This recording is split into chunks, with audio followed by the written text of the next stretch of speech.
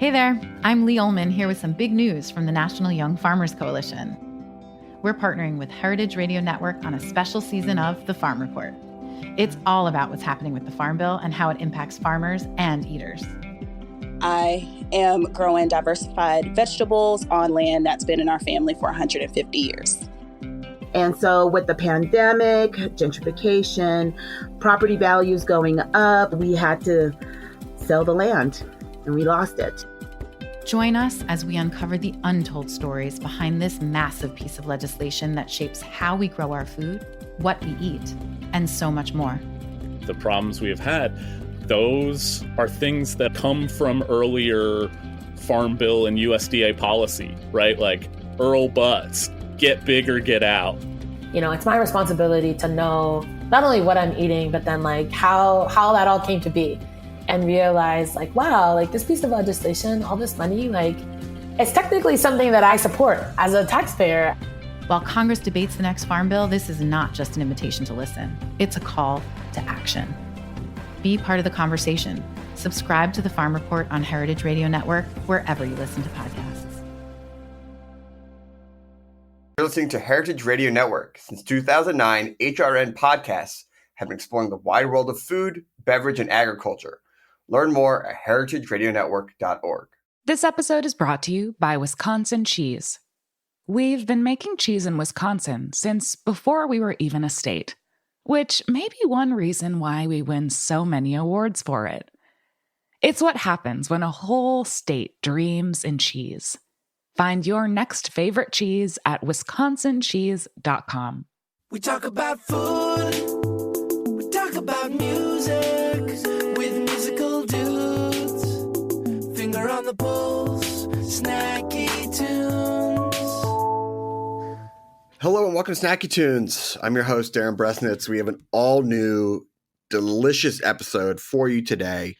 We're kicking things off over in Hawaii with Hannah Dreiling, the co-founder and head of creative of Holey Grail Donuts. We talk about her time cooking at the Waffle House, her recreation of this incredible nostalgic treat with her brother Niall, and their expansion to the mainland. And then we're hanging out with some of our new favorite guys from Philly, the boys of Snacktime, who just put out a new single from their first studio album. The song is Together, and we had such a great time talking about their love of Philly food, their love of Philly sports, and what they eat when they get home from tour. And speaking of which, they are on tour right now with Portugal the Man, so check them out if they're in a town near you.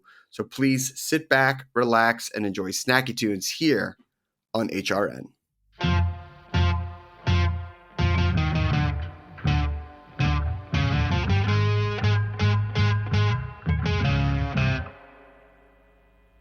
Some days we go through the fire, and some nights are cold and dark. When you feel that your good has expired, the music is a good place to start. If you came to party, we'll show you how. Come as you are, so we can all get down. The world is so divided, we got to unite. Good vibrations make you feel alright. If your ship is stuck in the ocean and there's no light to show you the way, just listen up, I'll be your guide, and I'll lead you to shore. Just drop on the baggage, leave it all on the goddamn floor. No matter what happens, just know I got you. If you came to party, we'll show you how. Come as you are, so we can all get down. The world is so divided, we got to unite. Good vibrations make you feel alright. This is why y'all.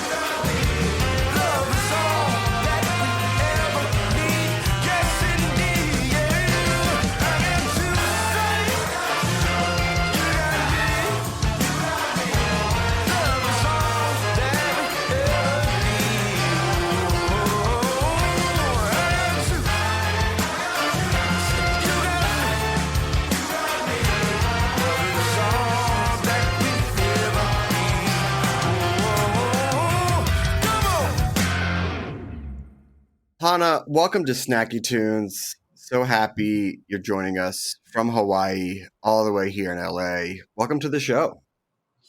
Thanks, Darren. I am blessed to be here. Super excited. Yeah, so, it's February, and I have to imagine a lot of resolutions running out, people who made commitments in January. Have you seen an uptick in donut sales around this time of year? Actually, we have, surprisingly. So, everyone's got their resolutions, but ours are to eat more donuts. So, I've been noticing this trend in the last couple years about people looking backwards to nostalgic types of food, but then reinventing them either in a new modern take or a healthier take. And it seems like something that you have done. Why do you think that this combo is so popular right now? yeah, I love this topic. And that was a huge inspiration for us in starting Holy Grail. Just looking back at, the way coffee shops have even been reinvented, such as like Blue Bottle, the like craft coffee, and the obsession towards like the origin of the actual ingredient, I think is really special. And we noticed that, not many, or if any, people have been doing that with donuts, which it's such a nostalgic food, right? But not particularly healthy by nature. So, our goal was kind of to recreate and reinvent this product in a way that, we could feel good about eating it, right? No, of course. I mean, everyone likes a little guilt-free indulgence if possible. But still a donut. Still a donut. Yeah.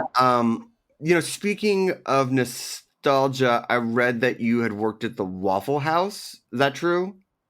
Yeah, my culinary journey started from making waffles. I did that for a couple years while I was in college. Washed dishes, made waffles, did the whole thing. But I've always just been obsessed with this industry, and I never thought I'd be making donuts, but here I am. What did you learn from the Waffle House? Because they serve a huge quantity. It's a decent quality. It's a streamlined operation. Anything that you took from them that you still practice today? Yeah, I feel like waffles are also like a nostalgic food, right? But it got me thinking of like that as a baseline, like that waffle and like what toppings you're putting on it. Sort of like as this blank slate for storytelling around ingredients. And that's kind of the way we look at donuts too, right? No, of course. As a canvas, we were making this like Liège waffles, just frying those up every day and putting different unique toppings on it. But it was always that same like nostalgic base, right? Baseline. I mean, is there a through line from the time at the Waffle House to the idea for Holy Grail?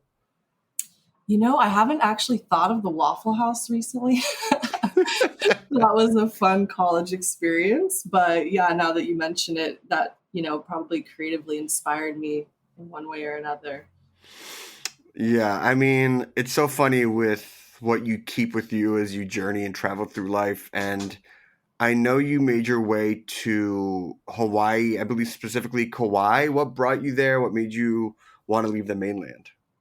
Yeah, I moved to Hawaii about, I'm going to lose track here, 12, 13 years ago. And I was studying product design in college. I quit working at the Waffle House. Oh, of course. And I was studying product design, and I came out there for an internship, and I just fell in love with the place. Easy to do. And I landed some amazing internships with some private chefs, and just became obsessed with food from growing it. I had a exotic fruit farm I was living on. Wow. And I was obsessed over every aspect of, this industry. and landed some amazing gigs cooking for some celebrity chefs. And I ended up just leaving my stuff in Oregon, and landed in Kauai, and I'm still here. So 12 years ago, what was the dining food farmer scene like in Hawaii and Kauai? I mean, Kauai has some of the most like fertile land I've ever seen in my entire life. So it's unique because it's the only place in the United States where you can actually grow things like chocolate, for instance. So I just began developing relationships with all these amazing farmers, from our chocolate farmer who we actually use today with our donuts. And so it was like this slow build of like building all these different relationships on Kauai through my private chefing, which led us to Holy Grail and people we're still working with now. But yeah, the restaurant industry is a bit scarce over there, as you can imagine, but there's so much opportunity, I feel like, in Hawaii to really utilize more of the land and locally grown ingredients. And I noticed like it was being underutilized, especially with taro root, Hanalei being the largest producer of taro. But like, where is the taro going, right? Sure. Much of the ingredients still to this day in Hawaii are being shipped out here. Yeah. I don't believe is sustainable long term. No. So yeah, being a part of that shift has been really just humbling. I mean, donuts have historically been a business or a foot in the door for a lot of people who are transplants. I think, in Los Angeles in the late 70s, Cambodians opened up donut shops in droves. So I have to imagine that there's, I don't want to say easy because no food business is easy, but something appealing in the donut business. What drew you in? What made you start thinking about getting into this type of cuisine? Right. I feel like, yeah, generally speaking, donuts just like encapsulate joy. At least for me, like everyone is just like, you hear the word donuts and you get excited. So that was always intriguing. And then this thought around donuts to bring people together. That was really intriguing. And then just thinking about, as I'm working with all these niche ingredients and local farmers, just like how can we recreate that in a unique way? And again, back to like the storytelling and donuts as this beautiful blank slate for that. That we just became wildly obsessed. And my brother at the time, actually, as I was working I was working as a private chef on Kauai. Him and his friend had started a little donut delivery business in Oregon, making, run-of-the-mill donuts, delivering them to college dorms. And me and him would have our weekly little check-ins. And yeah, we just kind of became obsessed with this idea of like reinventing the donut.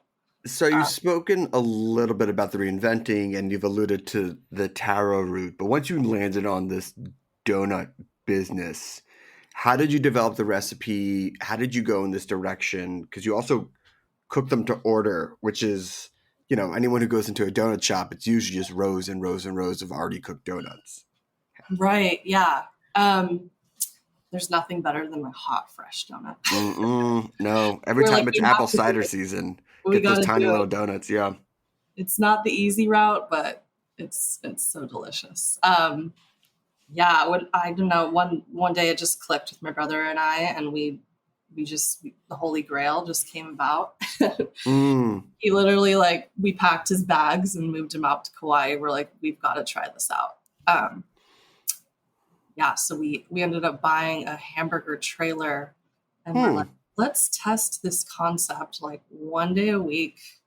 Of course. See how the community reacts. We'll do burgers all week and we'll do Sunday morning donuts, fresh donuts. Taro was the obvious choice for us for the dough because we're in Hawaii. We're surrounded by just an abundance of beautiful, beautiful taro. Mm-hmm, and it creates this like savory base for the donut, similar to like a potato donut in Maine, right? Nobody was doing like a real taro root, locally grown taro root donut. So our vision was like, okay, let's create this donut that like encapsulates Hawaii, right? So we figured out how to fry them in coconut oil. We developed the dough recipe like completely from scratch. Most donut shops take the easier route of like, buying like a pre-made mix. Sure. We were like, we can't do that. We're going to obsess over like every ingredient that goes into this. Hand pick it. So we essentially kind of had to build our own donut supply chain. I love it. While living in the same studio apartment, just poured everything into this, making the recipes. I'm sure that was good for your relationship, right? No stress? No stress at all. Yeah. We just became wildly obsessed with it. And that's how we started this Sunday ritual. Amazing. All right. Well, we're going to take a little break. We're going to talk about how those little Sunday rituals became hour-long lines and the music that you provided to the people waiting. We're going to talk about how you scaled up, and coming to the mainland, we have a song from the archives here on Snacky Tunes on HRN.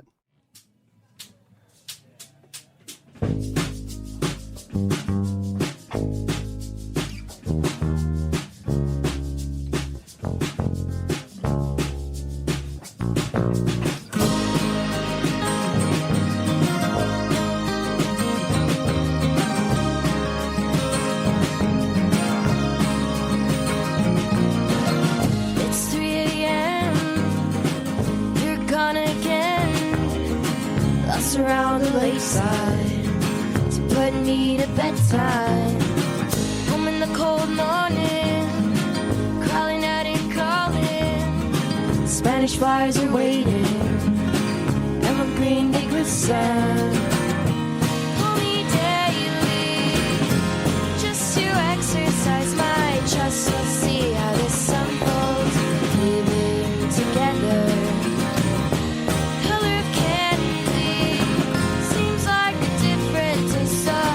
Back in the moonlit field, living together.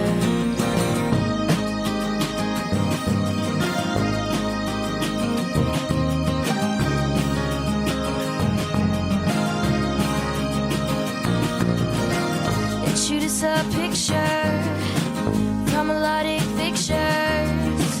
Time and time again we know why the tides are beautiful.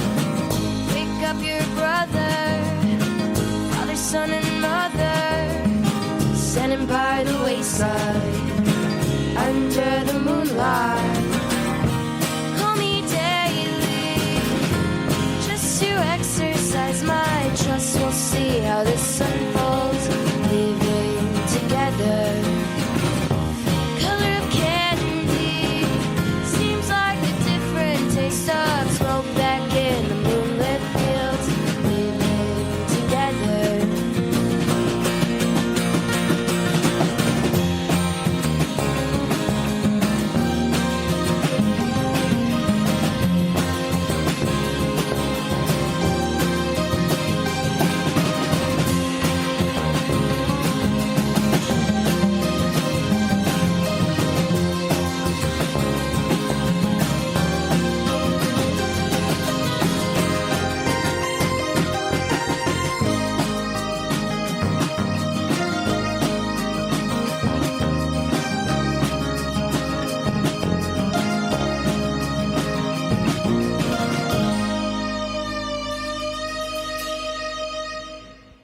Welcome back to Snacky Tunes. We're here with Hannah Dreiling, co-founder and head of creative over at Holy Grail Donuts. And you've brought your brother to Kauai.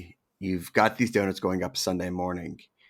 And before we get into the success, I came across this thing where you talk about, Niall talks about how the donut is a platform for your values, which is something I've never thought about with this food.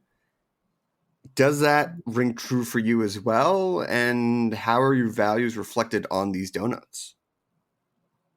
Yeah, absolutely. Our donuts, yeah, like I said, like this blank canvas for our values as well. We're able to focus on sustainability, which I Mm. think is one of our largest values. And that's through working with local farmers, using the taro root, handcrafting everything. And so that's a huge part of our product and our values as well. And having fun, like, is another value for us. So this celebration aspect, and that's kind of where the music plays in, and that community aspect, collaboration plays in, which I'll go into later with around like our breaking bread concept, flavor development. Well, I know that music is a big part of it because as the popularity of the donuts grew, so did the lines. And to help bring a little bit of joy and to provide a little entertainment, you guys would bring in DJ performers or DJs to entertain the crowd while they waited. Can you talk about why you did this and what music was played while people waited? Yeah. We started off with a bit of a bang. We had immediate kind of lines just from the local community. And this was like a true community donut. So every week we would rotate our menu around seasonality, working with the local farmers. So we'd have like a dragon fruit donut that we literally picked from Ollie's farm the week before. And we'd have a chocolate donut from the Gate Farms. That would be an example of that. So our farmers would show up every Sunday. It was just this beautiful convergence of our ingredients, but also the vibe. So merging, the culinary with the music and vibe for like this full sensory experience was kind of our goal. And I think we believe that music plays such a like integral part in that, in setting the table for the community. So we decided to hire like local DJs each Sunday. I love it. Which was so fun. It was like a house party every week in this parking lot. And yeah, our music taste, it totally varies. I would say we would play a lot of like Jurassic 5. We'd do some Sade, Jay Dilla. And yeah, we would kind of carefully curate our playlists.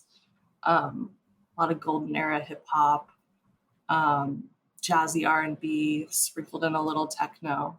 But it was this whole vibe that just kind of encapsulated our product in a really beautiful way. I mean, it's just so awesome and speaks to the community you built and the success you had. And that success allowed you to scale up pretty quickly.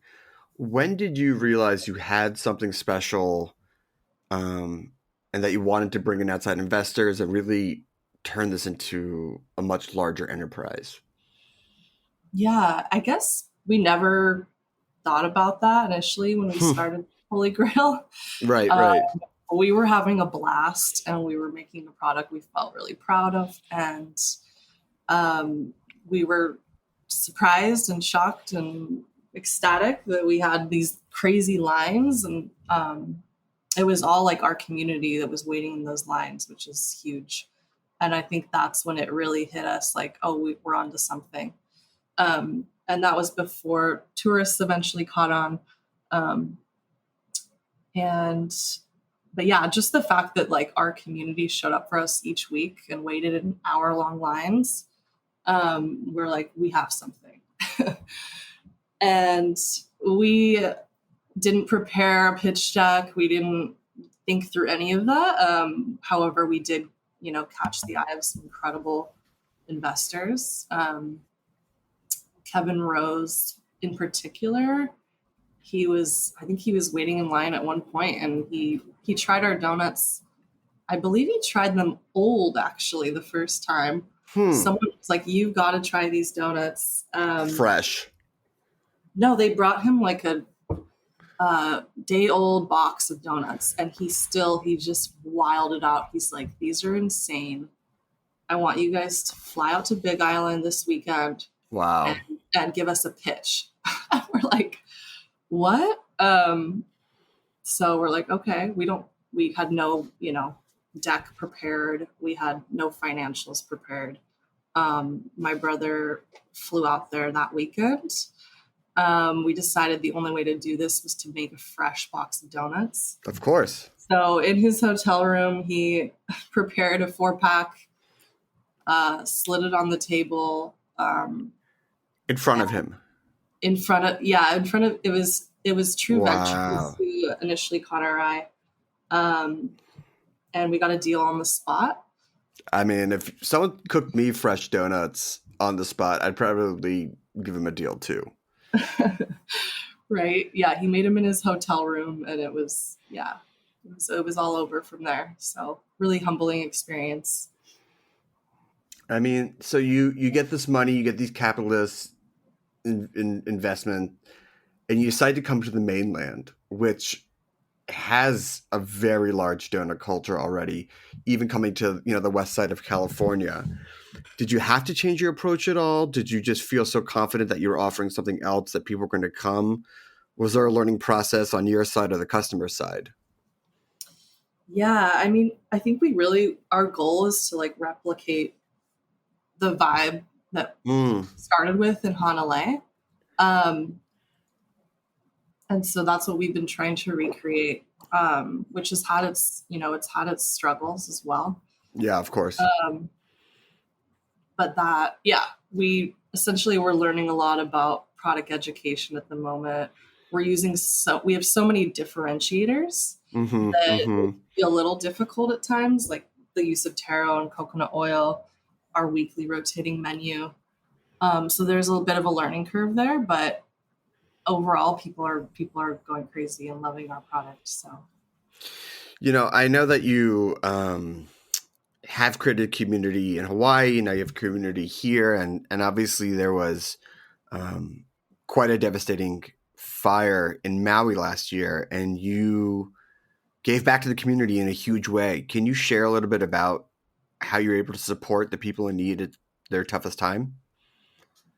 Yeah, absolutely. That all kind of goes back to this concept we created about 1.5 years ago.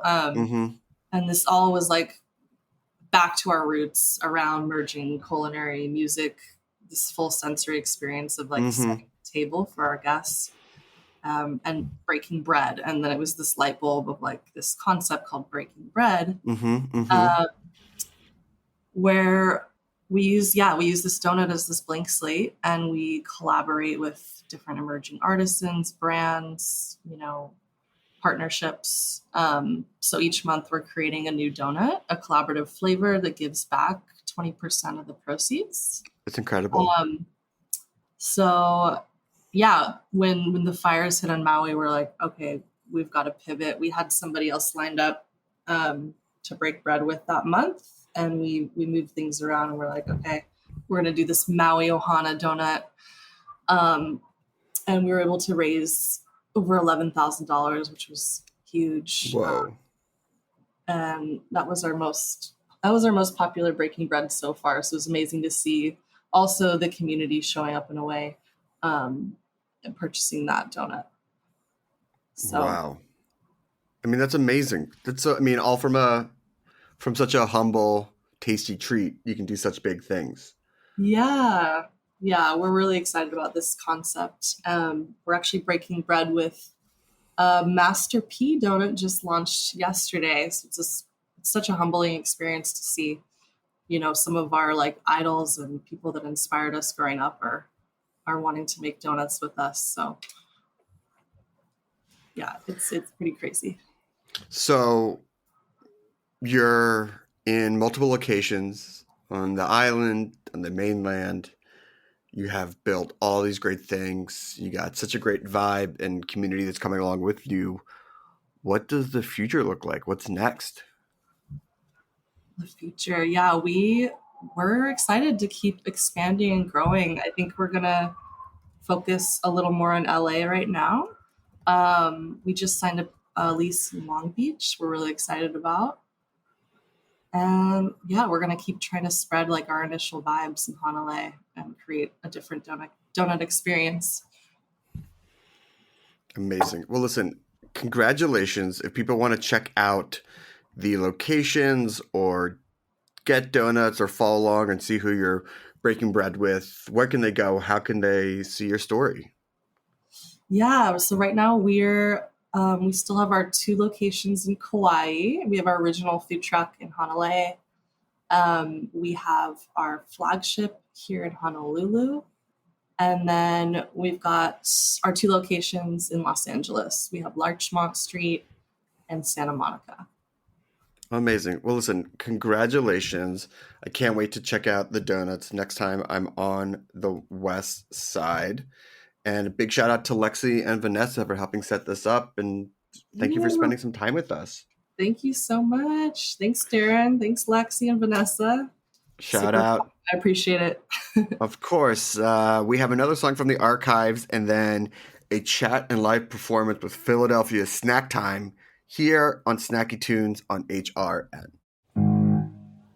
Like a little lost cat up in the tree, like a lonely dog without a flea, like a last standing villager on his knees. What you feeling's all over me. You're gonna tell me what you wanna. You're a million black stars and the feeling's black night again. You're gonna tell me what you wanna. You're a million black stars and you're gonna live a million years. You're gonna tell him what he wants to. A million black stars and the feeling's black night again. You're gonna tell him what you want to. A million black stars and the feeling's black night again.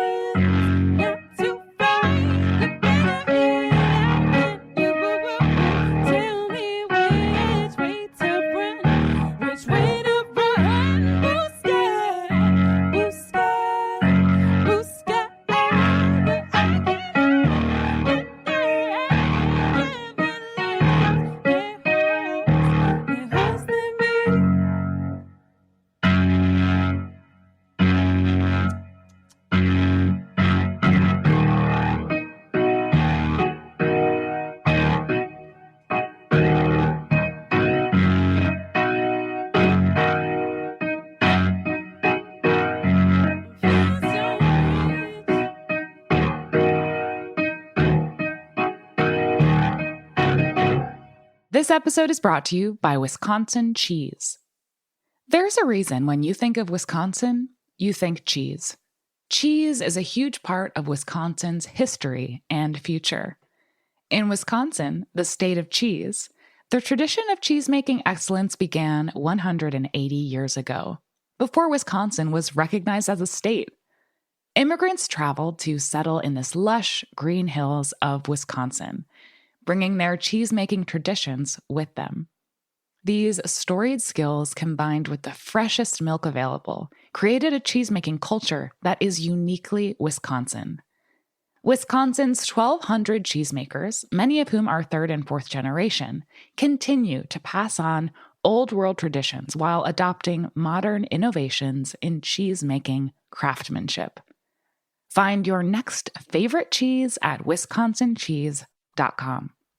This episode is supported by HRN business member Itani Ramen, Chef Kyle Itani's expression of Japanese dining culture located in Oakland, California. At Itani, Kyle explores Japan's rich culture, focusing on traditional flavor profiles and offering an izakaya experience made up of a diversity of small bites, donburi bowls, cocktails, and plenty of ramen. Itani's sister restaurant located next door, Yonsei Hand Rolls, serves open-faced Japanese sushi hand rolls made of crisp nori, seasoned sushi rice, and top-notch fish. Itani Ramen and Yonsei Hand Rolls support HRN's creative, educational reporting and storytelling that drives conversation to make the world a better, fairer, more delicious place. Sam, Larry, Ben of Snacktime, fellow Philadelphia friends, welcome to Snacky Tunes. And that is about as close as we're going to get to having a band with the same name as the show. I absolutely love it. Welcome, guys. When we got hit up for this, I was like, did they name it after us?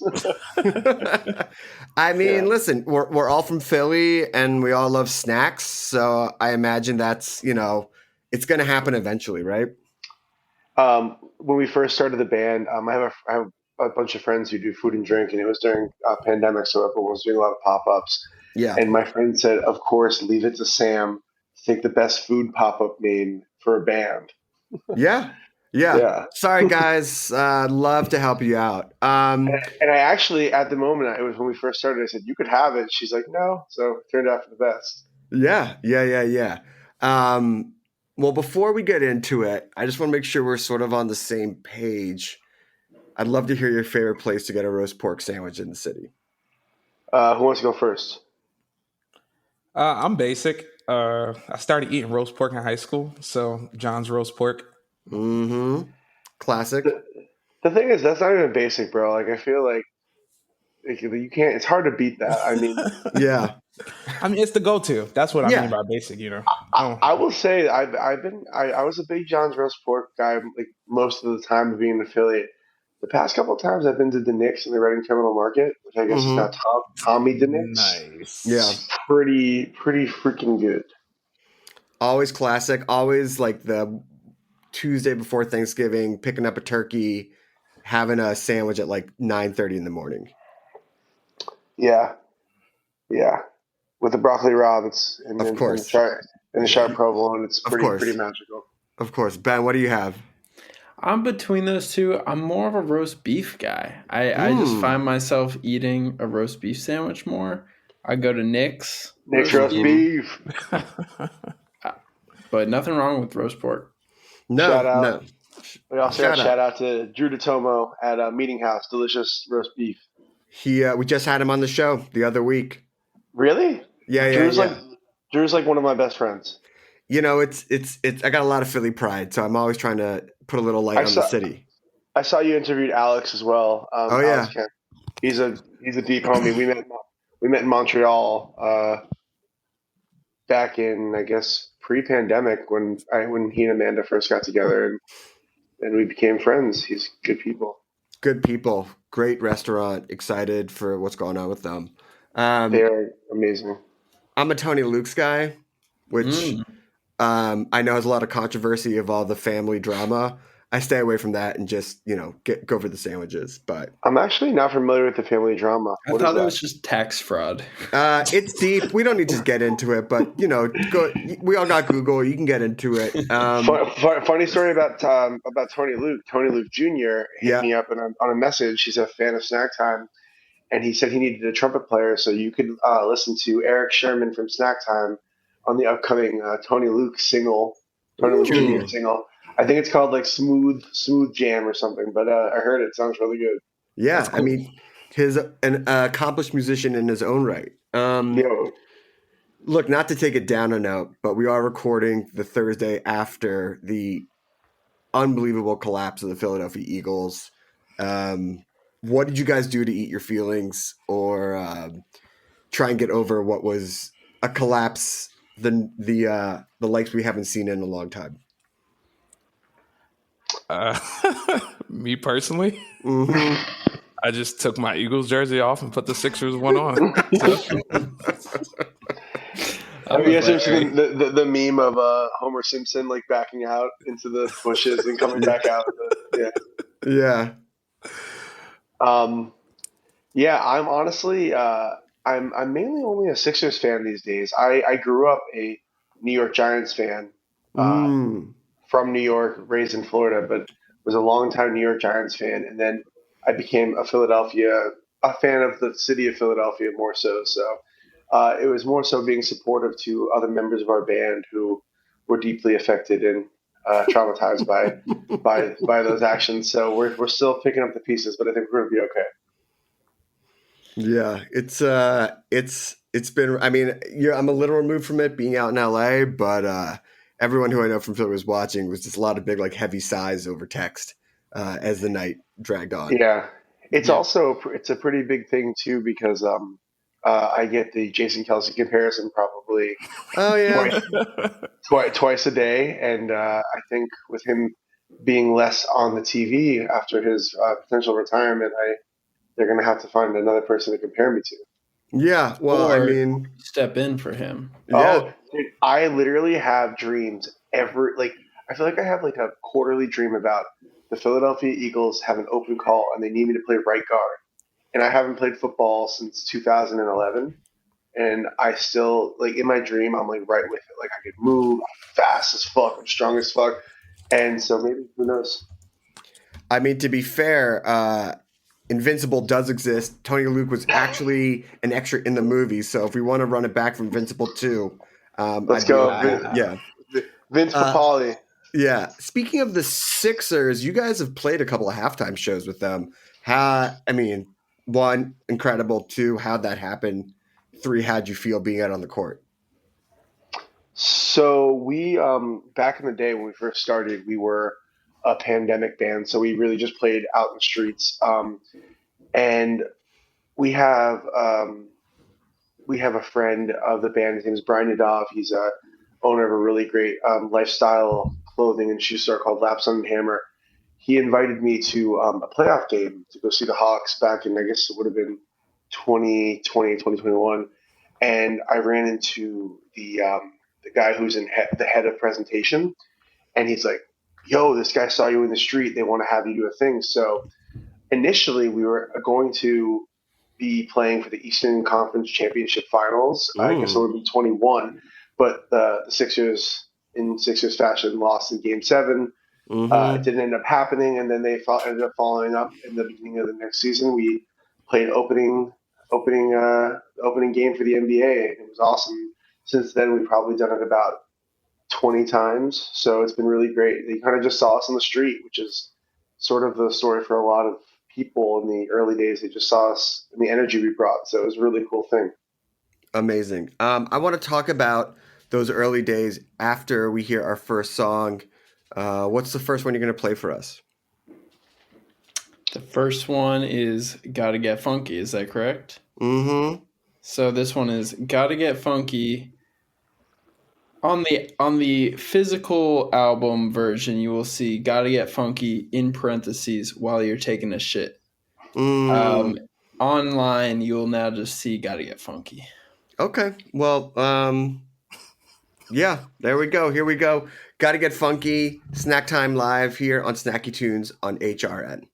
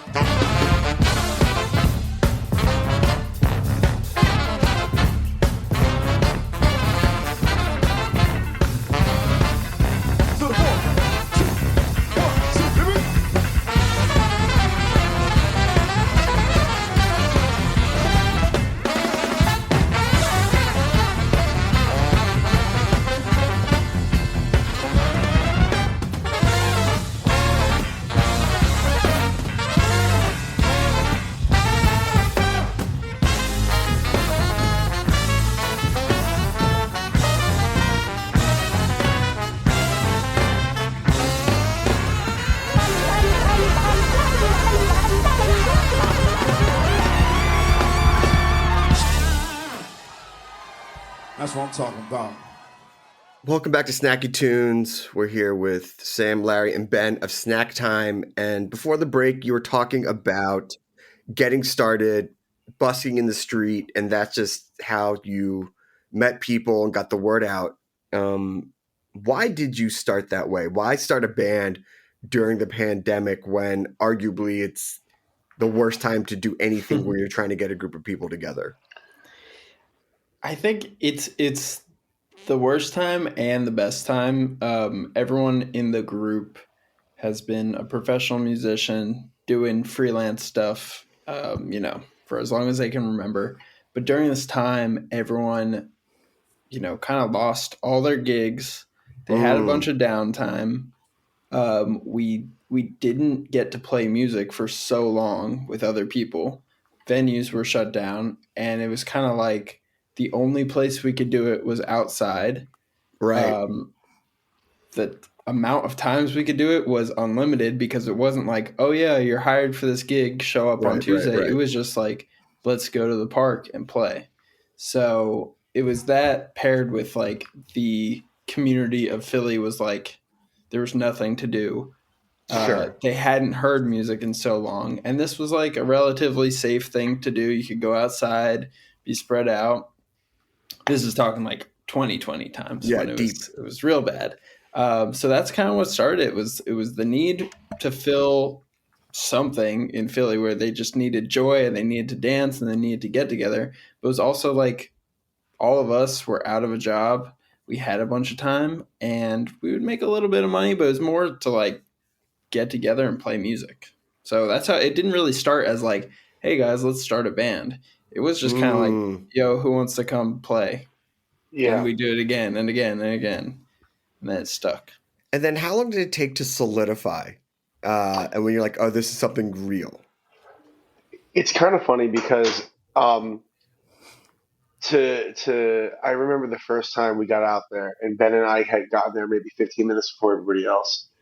And the news instantly was like, you guys want to play for the news? And there honestly kind of always just felt to be this like destiny about Snacktime. There was just this magic about it because of the time and the place and the spirit of it. But every single time, regardless if there was, the crowd started, and me and Ben have actually been going through the Instagram, sort of just cleaning it up, trying to make it a little bit more together. Sure. And, when we started back in the day, there'd be 10 people out there, and we thought we were like, this is amazing.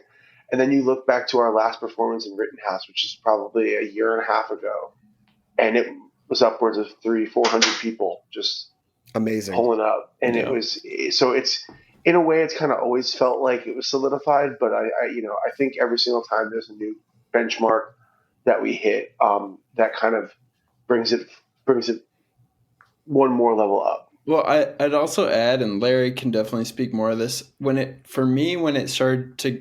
went from like just a street band, whatever, to like, oh shit, this is something different, was the first time we had Larry play with us. Larry plays guitar, which is an electric instrument, and we were playing without power, all acoustic prior to Larry.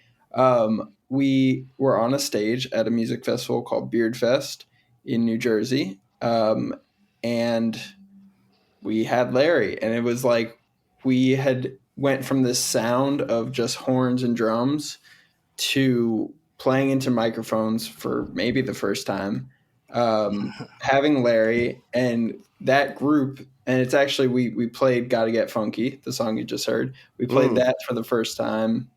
I think there. Yeah, it was like it was half written. It wasn't even finished. Larry had not even rehearsed with us. He came to the gig. At this point, we wrote mostly covers. We played mostly covers. There you go. So on like a shitty napkin, I wrote in permanent marker on like this, and maybe it was a different key. I handed him a scrawled piece of paper. I'm like, "You got it?" And he's like, "Cool." And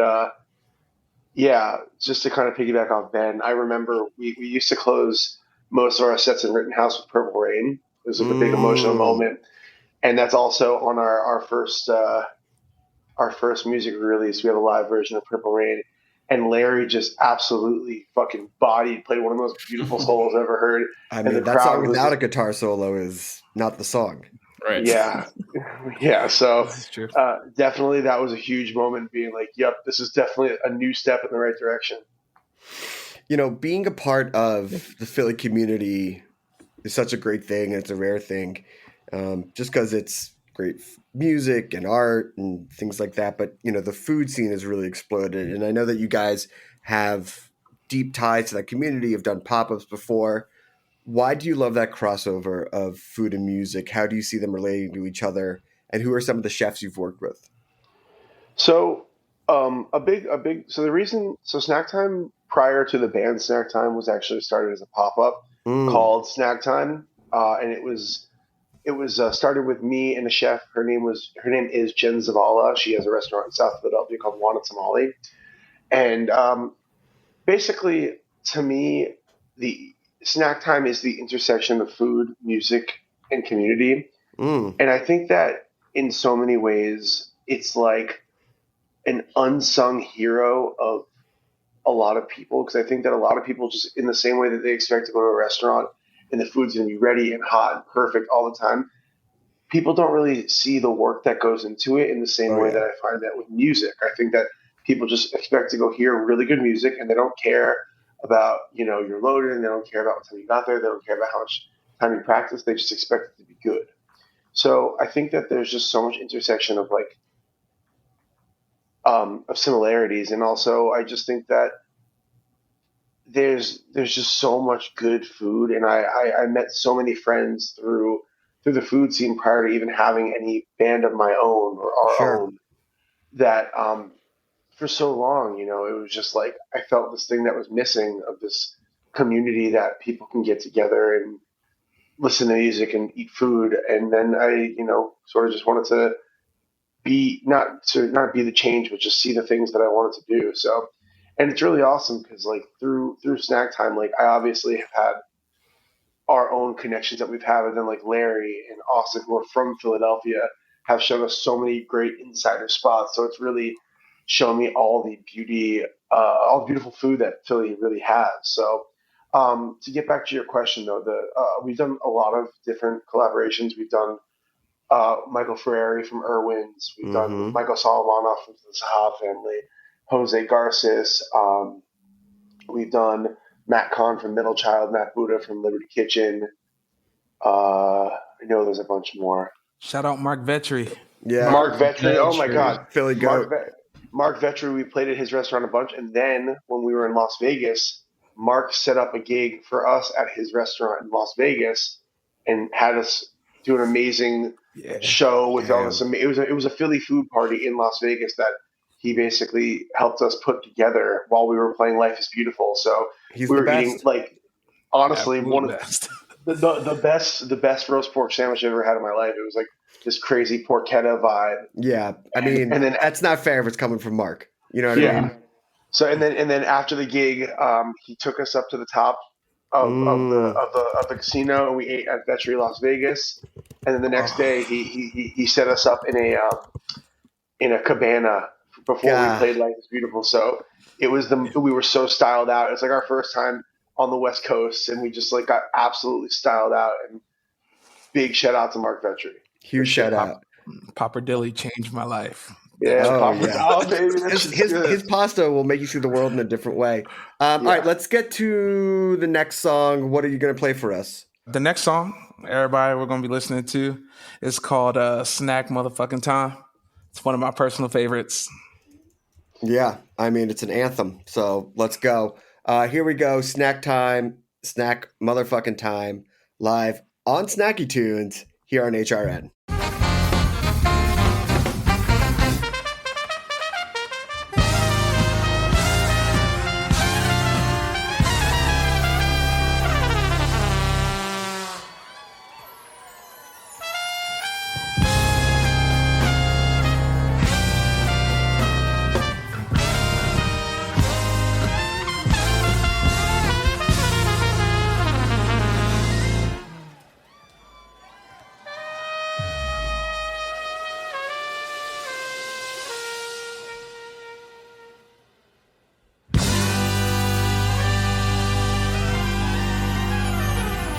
Drumming on the trumpet, y'all.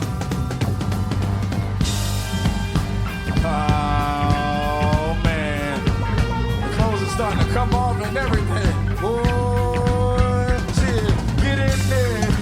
Yeah, get in there. Yeah, get in there. Yeah, get in there. Yeah, get in there. Yeah, get in there. Yeah, get in there. Yeah, 3 times for the top. Here we go. Come on.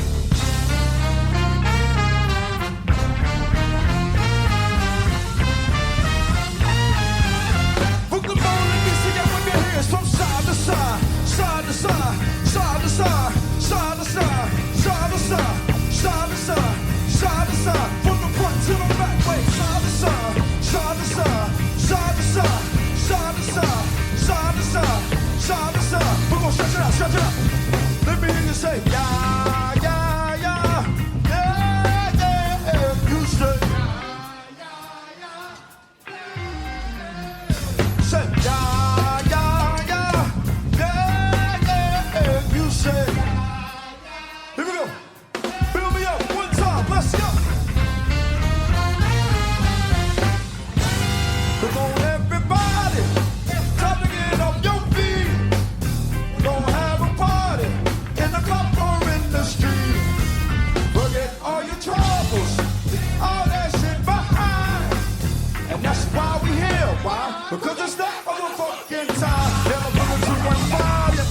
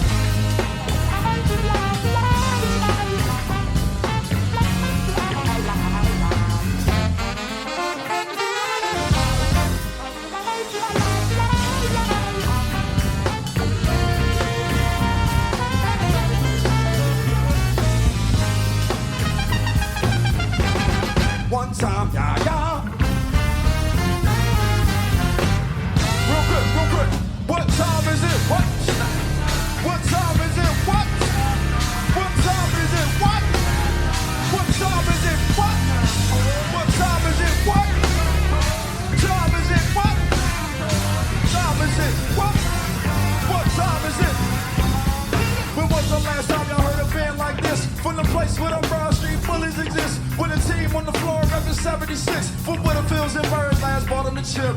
Yeah, I'm talking about Philly, one of the best cities. We home with a fresh prince. Call me and Big Billy, we illin', too fresh in the place to be. So let me tell you about the band that y'all came here to see. This is Snacktime, the band from halftime, the band who spreads love, give me all the good vibes throughout the pandemic. Even though I just said it, I'ma spell our name out so y'all don't forget it. SNACKTIMEPHILLY. We the hottest band from the 215. Everybody get your motherfucking hands in the sky. Put your hands in the sky. Put your hands in the sky. Everybody get your motherfucking hands in the sky. If you came to our Snacktime Philly tonight, everybody get your motherfucking hands in the sky. When I say snack, y'all say time. Snack, snack. When I say snack, y'all say time. Snack, snack. When I say snack, y'all say time. Snack, snack, snack, snack. Snack. Boom. Clap your hands, clap your hands. Clap your hands, clap your hands.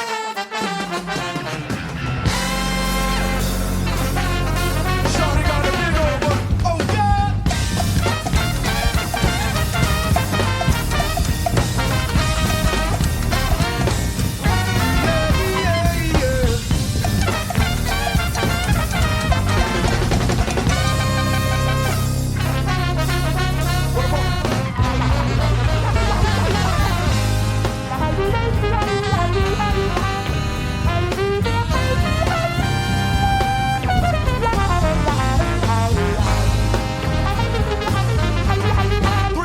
And we out it.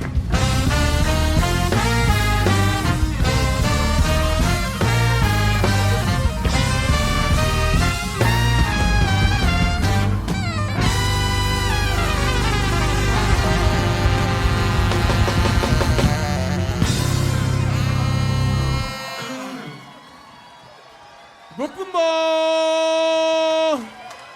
I said Brooklyn ball.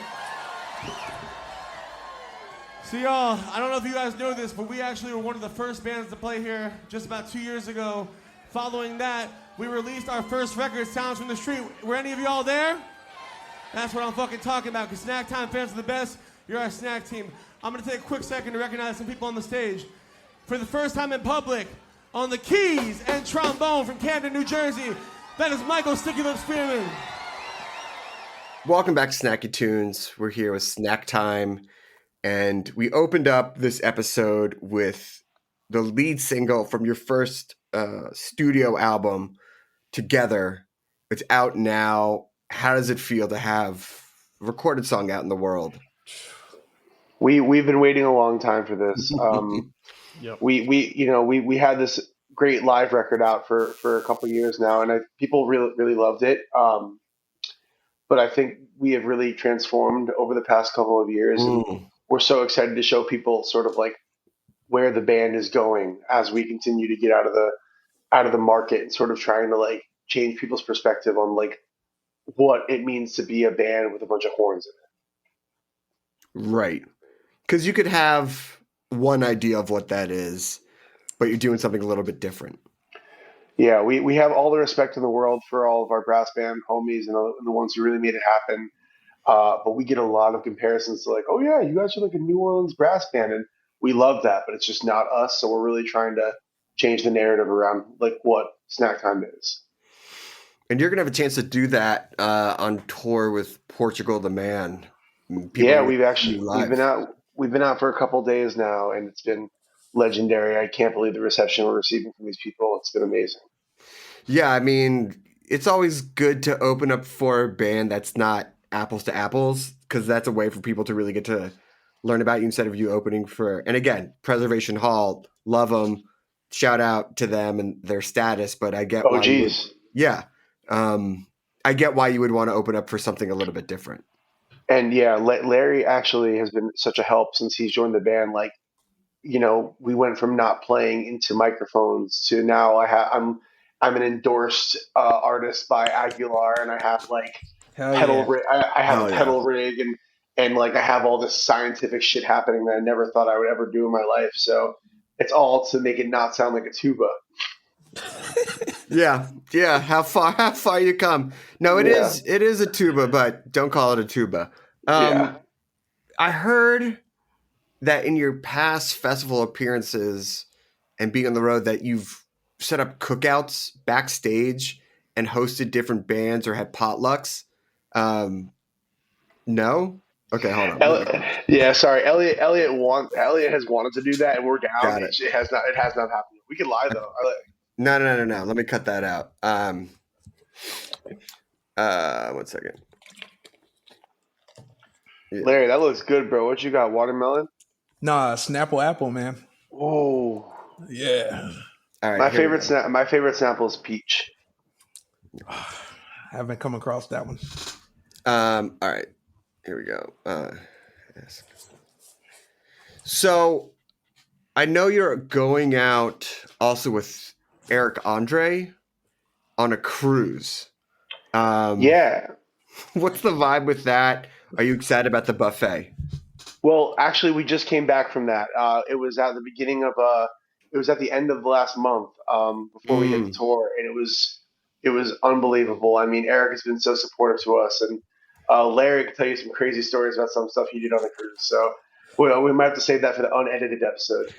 Yeah, that's definitely behind the paywall of like that.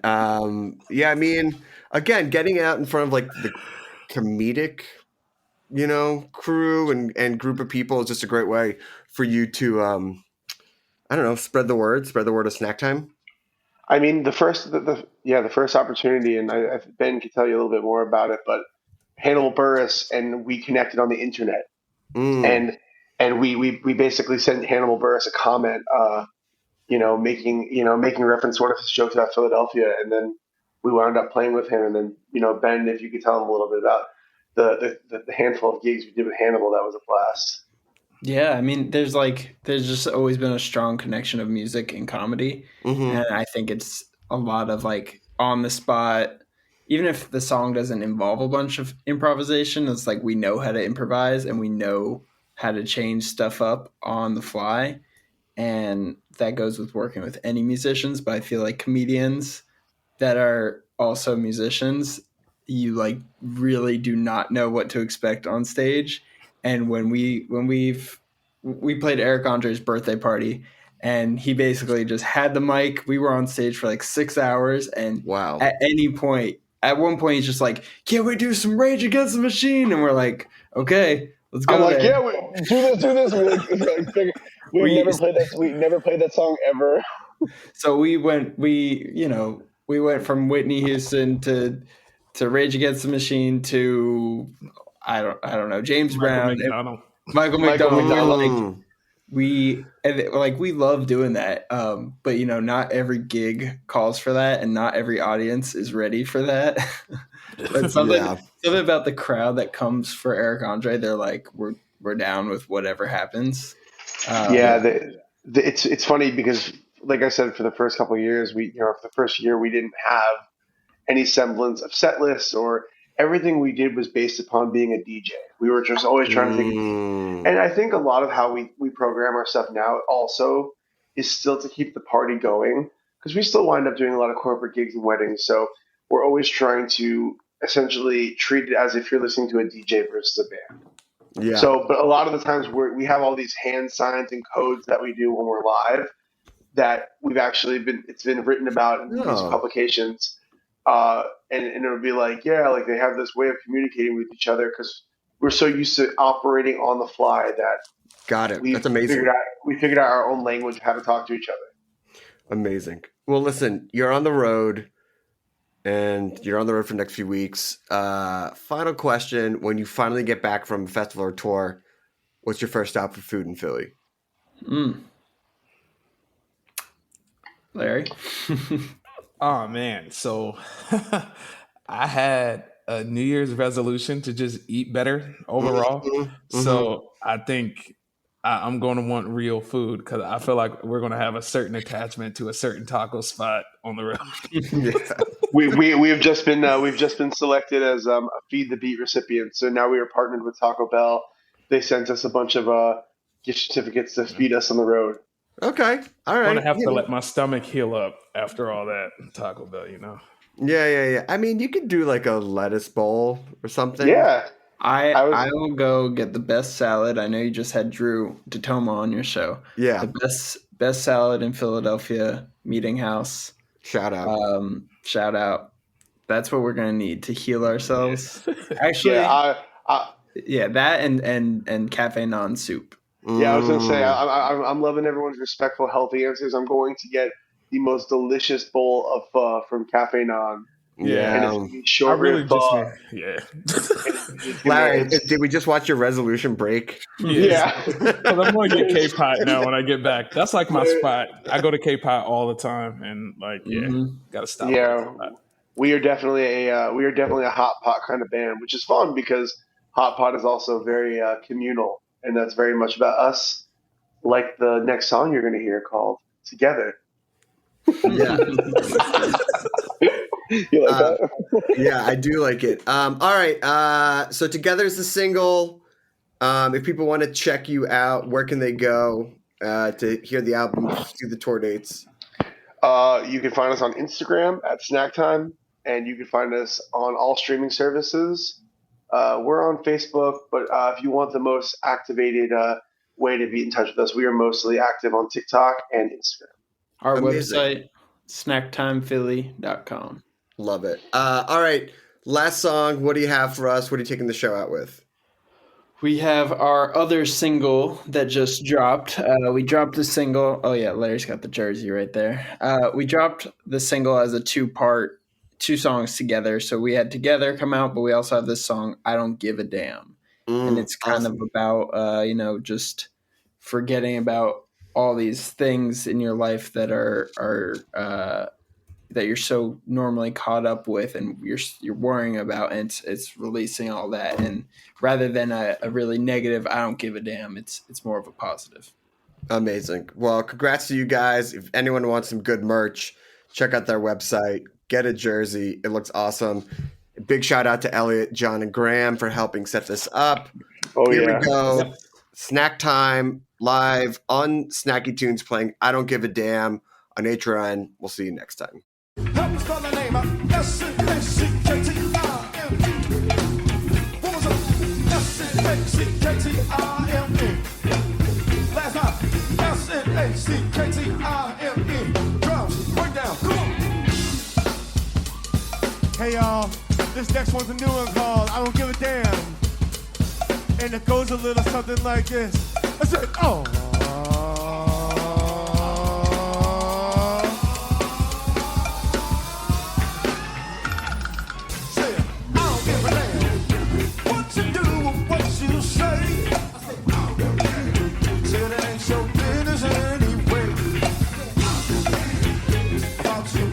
Chasing clowns because it takes the bag in every town.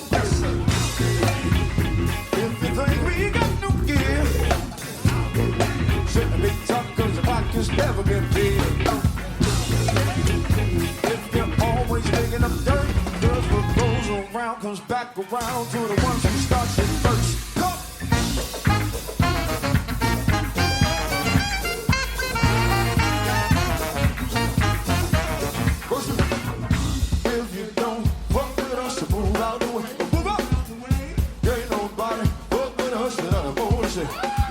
When you give a damn the thing you shouldn't give a damn to, cause the only damn we give about is doing what we do.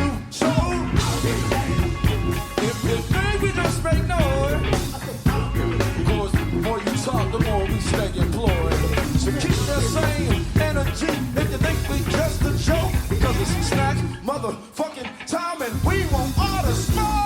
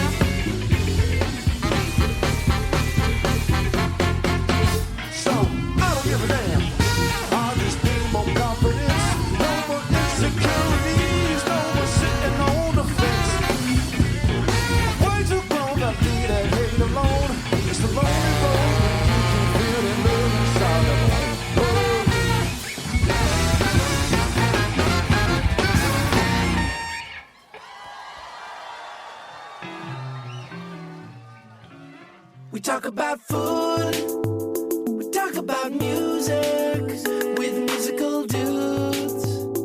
Finger on the pulse, snacky tunes. Snacky Tunes is powered by Simplecast. Thanks for listening to Heritage Radio Network, food radio supported by you. Keep in touch at heritageradionetwork.org/subscribe.